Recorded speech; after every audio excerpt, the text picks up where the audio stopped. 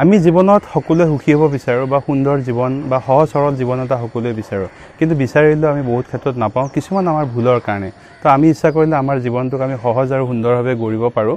তাৰ কাৰণে মই আপোনাক কেইটামান সৰু কথা কৈছোঁ, পাৰিলে চেষ্টা কৰিব, এনেকুৱা নহয় যে কৰিবই লাগিব। প্ৰথম কথা, পাৰিলে গেলামাল দোকানত বাকী নাখাব। ইয়াৰ পিছত গাড়ী এখন থাকিব বা ল'ব মন আমাৰ যায়, তো ঋণ লৈ পাৰিলে ডাঙৰ কি সৰু গাড়ী নল'ব।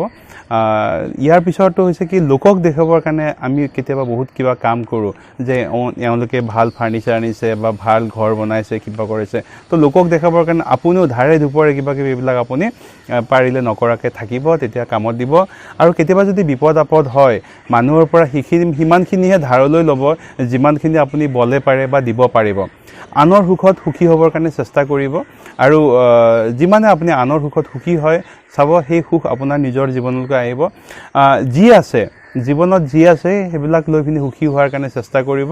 আৰু তাতকৈ ডাঙৰ সুখৰ কথা এইটোৱে, পৰিয়ালৰ প্ৰত্যেকৰ লগতে যদি আপুনি মন খুলি কথা পাতিব পাৰে, পৰিয়ালৰ লগত ফুৰিব ওলাই যাব পাৰে, বা আপোনাৰ পৰিয়ালত যদি বেলেগ পৰিয়ালৰ বেয়া কথা চিন্তাবিলাক আলোচনা নহয়, চাব আপোনাৰ জীৱনটো ধুনীয়াকৈ সহজ সৰল হ'ব আৰু সুখত থাকিব পাৰিব। ধন্যবাদ।